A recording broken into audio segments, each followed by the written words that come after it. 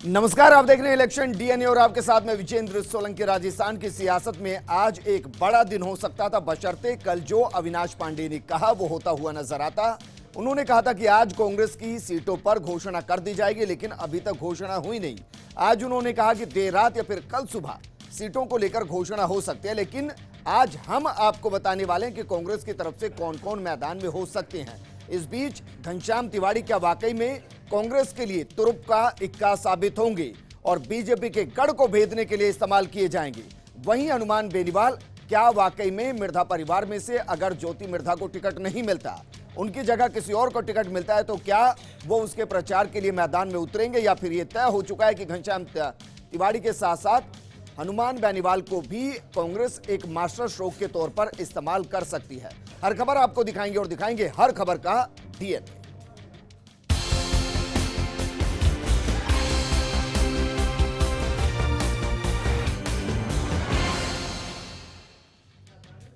Election DNA की शुरुआत करते हैं उस खबर के साथ जिसका इंतजार हर किसी को है, क्योंकि सूबे की 25 लोकसभा सीटों के लिए कांग्रेस जल्द ही अपने उम्मीदवारों का ऐलान कर सकती है। दिल्ली में प्रदेश कांग्रेस के दिग्गजों ने आज फिर से मंथन किया। सीसी की बैठक के बाद प्रदेश प्रभारी अविनाश पांडे मीडिया से रूबरू हुए और दावा किया कि सभी 25 सीटों पर सहमति बन गई है और आज देर रात या फिर कल सुबह तक कांग्रेस अपने प्रत्याशियों के नामों का ऐलान भी कर देगी।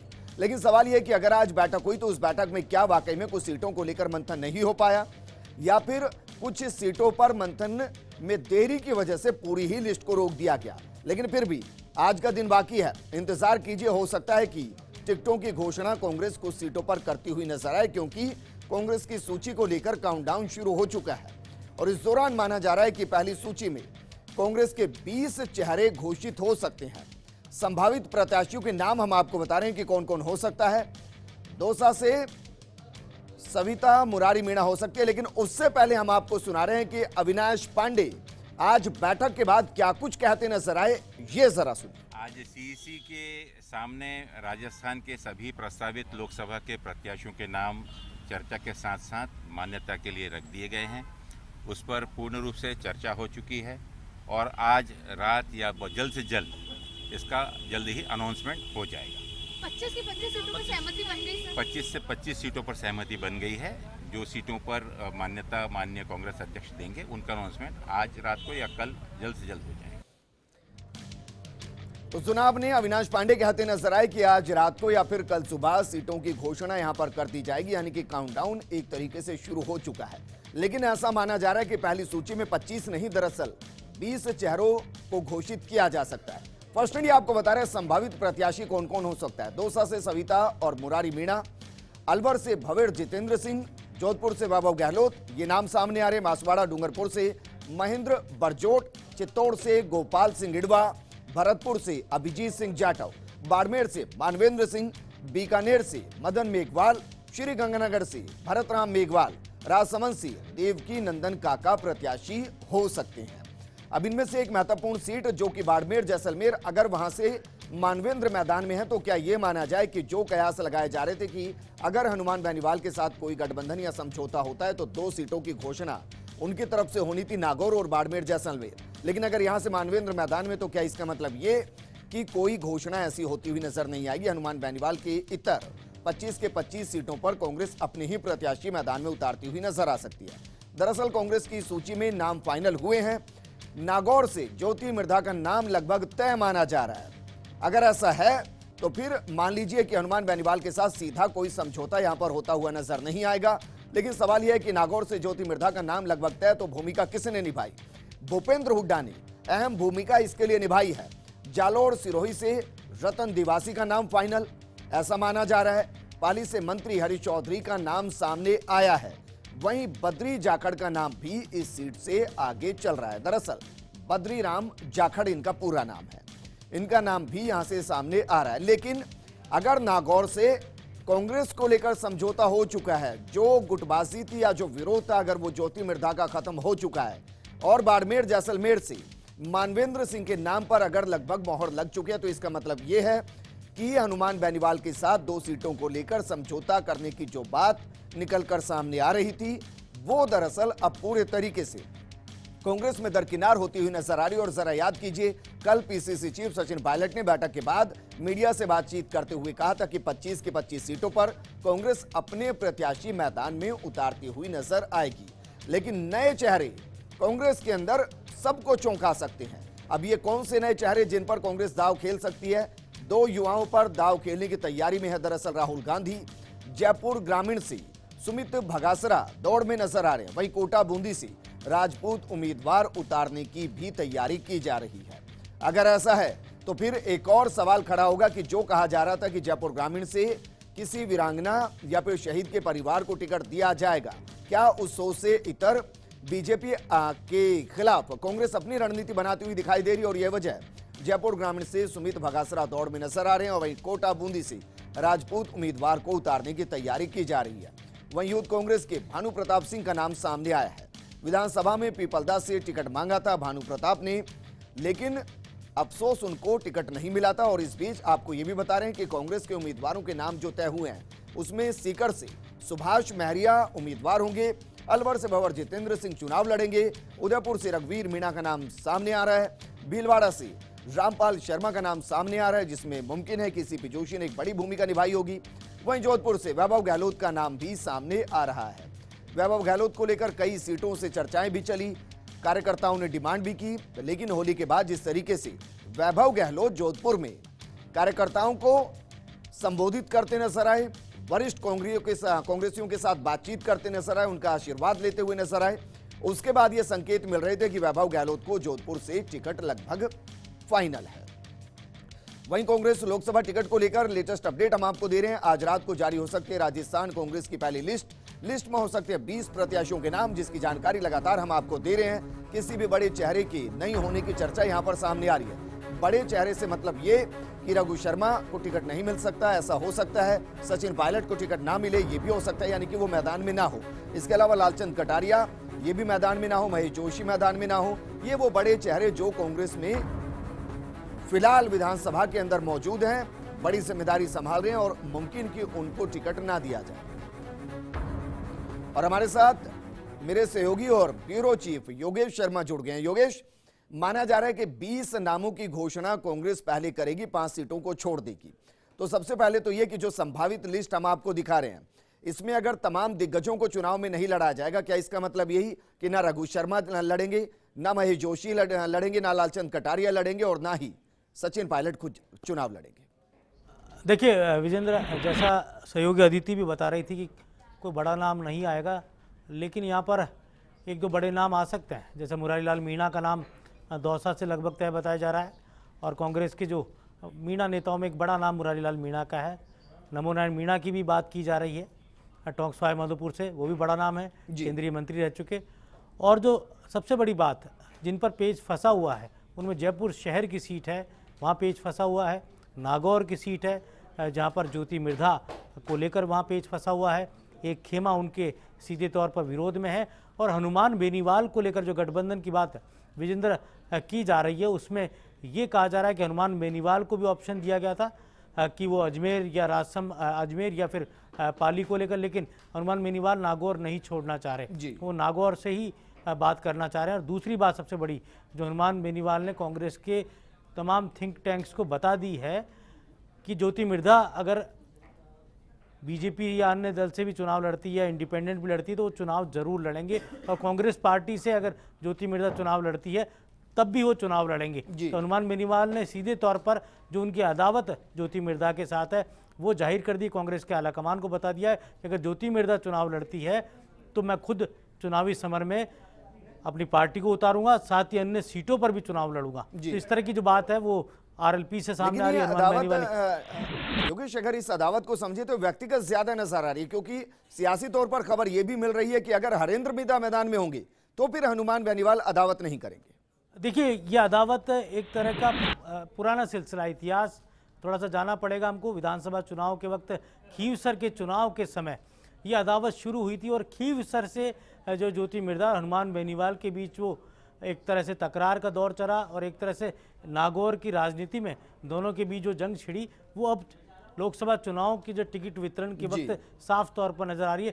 कांग्रेस का खेमा जिसने तर्क दिया है राहुल गांधी को। तर्क के दौरान ये कहा गया है कि अगर हनुमान बेनीवाल को लाया जाता है, आरएलपी से गठबंधन किया जाता है, तो शेड्यूल कास्ट का वोट और जाट वोट कांग्रेस पार्टी के साथ जुड़ेगा।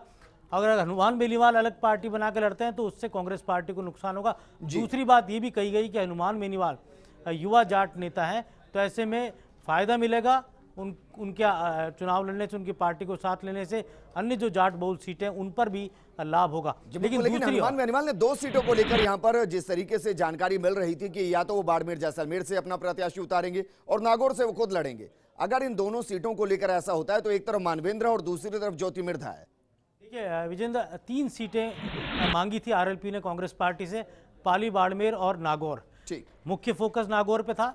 बाड़मेर फिर कांग्रेस पार्टी ने तय कर रखा है पहले से ही मानवेंद्र सिंह को लेकर, तो यहाँ पर फिर पाली और नागौर को लेकर रह गई थी बात।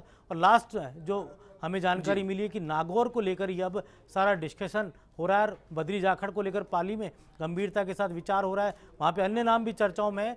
और दूसरी बात ये भी हमारे सोर्सेज से मिली है कि मदेरणा परिवार ने भी वहाँ पर दावेदारी जताई है। अब होगा क्या ये अलग बात है, लेकिन अजमेर सीट, राजसमंद सीट भी पेंडिंग में जाने की बात की जा रही है। जयपुर शहर को लेकर भी इसी तरह के समाचार मिल रहे हैं कि वो पेंडिंग में जा सकती है। तो जो सर्वसम्मत नाम है वो सामने आ सकते हैं। ऐसे 18-20 नाम हो सकते हैं और तकरीबन 5 सीटें ऐसी हो सकती है जहां पर विवाद है। ठीक है, लेकिन वैभव गहलोत को लेकर अब मान लिया जाए ना कोई किंतु ना कोई परंतु, जोधपुर फाइनल। बिल्कुल, जो सोर्सेज ये कह रहे हैं कि वैभव गहलोत जोधपुर से चुनाव लड़ेंगे, ये लगभग तय हो चुका है। औपचारिक घोषणा शेष है। और जो डिमांड जोधपुर की कांग्रेस पार्टी ने की थी, वहाँ की जिला कांग्रेस कमेटी, ब्लॉक कांग्रेस कमेटियों ने जो डिमांड की थी कि वैभव गहलोत को यहाँ से चुनाव लड़ाया जाए। और ये गृह क्षेत्र है अशोक गहलोत का, वो खुद भी सांसद रह चुके हैं और उनके पुत्र की जो पारी के दौरान जो कार्यक्रम था उस दौरान ये संकेत भी मिलते हुए साफ तौर पर नजर आए थे। योगेश, आप हमारे साथ बने रहिए क्योंकि 12 झालावाड़ में कांग्रेस तुरुप का इक्का इस्तेमाल कर सकती है। दुष्यंत के खिलाफ ब्राह्मण उम्मीदवार उतारने की तैयारी यहां पर की जा रही है। इस सीट पर हो सकता है कि चौंकाने वाला बड़ा नाम सामने आए। अब ये बड़ा नाम कौन सा हो सकता है? ये दरअसल घनश्याम तिवारी हो सकते हैं, जिन पर कांग्रेस दांव खेलती हुई नजर आए।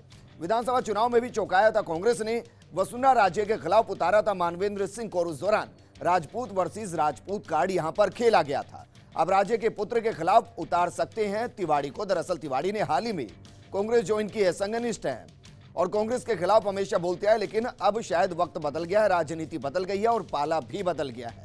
इस बीच नागौर की कांग्रेस में मिर्धा परिवार की जंग, ज्योति मिर्धा और हरेंद्र मिर्धा दोनों चाह रहे हैं टिकट।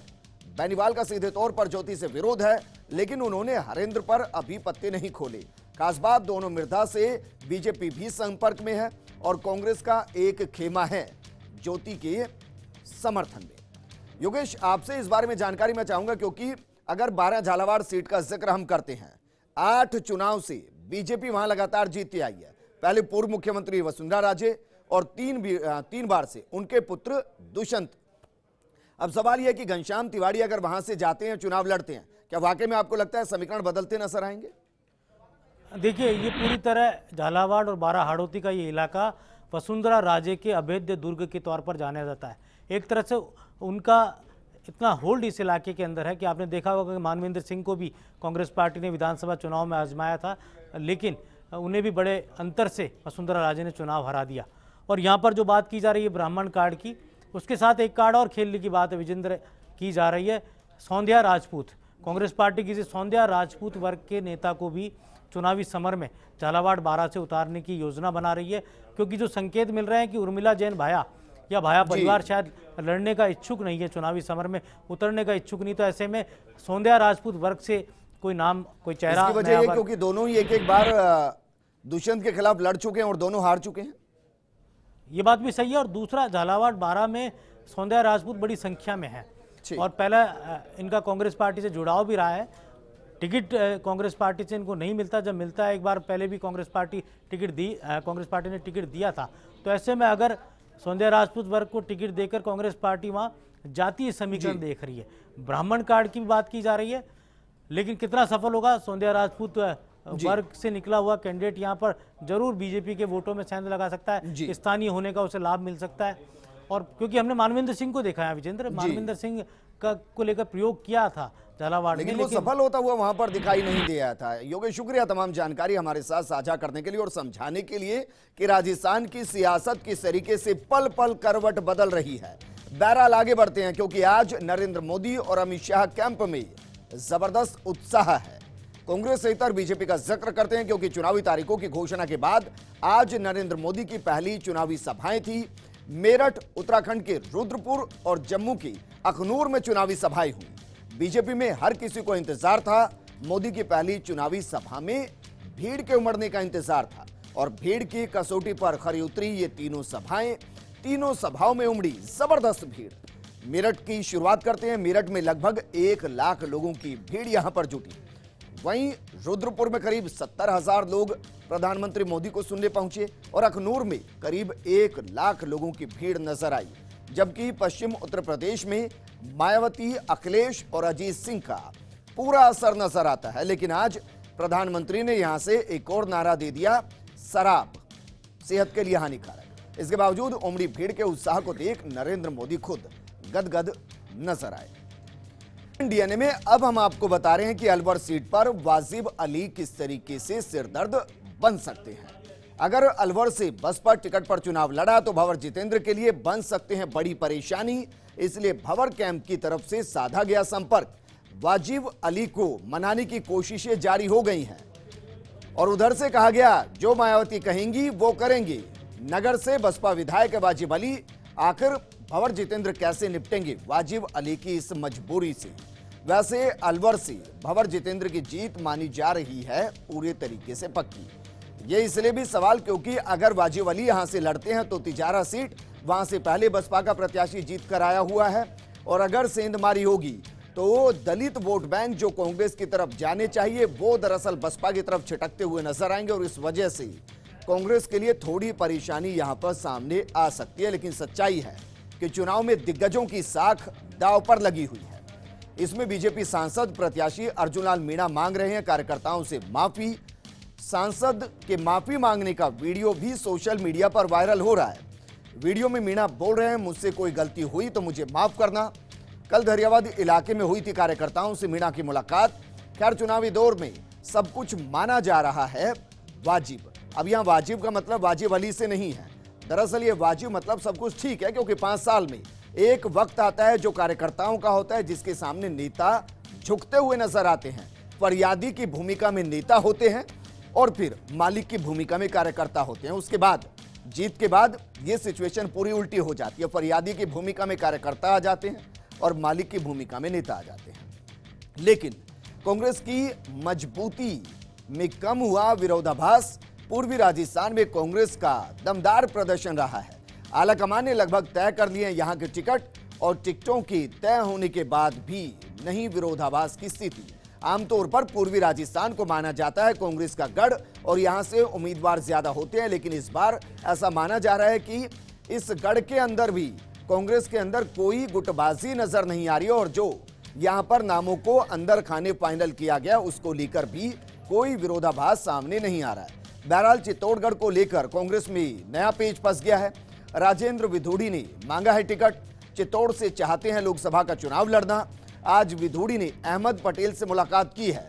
बेंगू से कांग्रेस के विधायक राजेंद्र विधूड़ी और चित्तौड़ से टिकट में आगे चल रहे हैं गोपाल सिंह इडवा। लेकिन अब उनके लिए विधूड़ी परेशानी बनते हुए नजर आ सकते हैं, क्योंकि अगर ऐसा हुआ और टिकट की दावेदारी के बीच में अगर विरोध आभास नजर आया और फिर बगावती सुर नजर आए तो फिर बहुत कुछ मुश्किल में पड़ सकता है। लेकिन टिकट बंटवारे के साथ अक्सर देखा जाता है कि डैमेज कंट्रोल कर लिया जाता है। वहीं बीजेपी का जिक्र करते हैं बीजेपी प्रदेश कार्यालय में अमित शाह की तारीफ। राजनीति के अलावा राजस्थान के इतिहास को लेकर भी शाह को जानकारी दी गई। बीजेपी राष्ट्रीय अध्यक्ष अमित शाह की एक अनूठी विशेषता है, भारतीय इतिहास की भी रखते हैं उम्दा जानकारी। एक बार जब हो रही थी चुनाव समिति की बैठक, तब जब आया पानीपत के युद्ध का जिक्र तो तत्कालीन इतिहास की जानकारी रख दी सभी के सामने। ऐसा ही वाकया दिखा उनके राष्ट्रीय परिषद की बैठक के दौरान, जब अपने संबोधन में दी इतिहास की जानकारी। अब जरा सोचिए, जो ये कहते हैं कि इतिहास में सबसे लार्जेस्ट पार्टी बीजेपी है, अगर उनके राष्ट्रीय अध्यक्ष को इतनी जानकारी है तो वाकई में काबिले तारीफ है।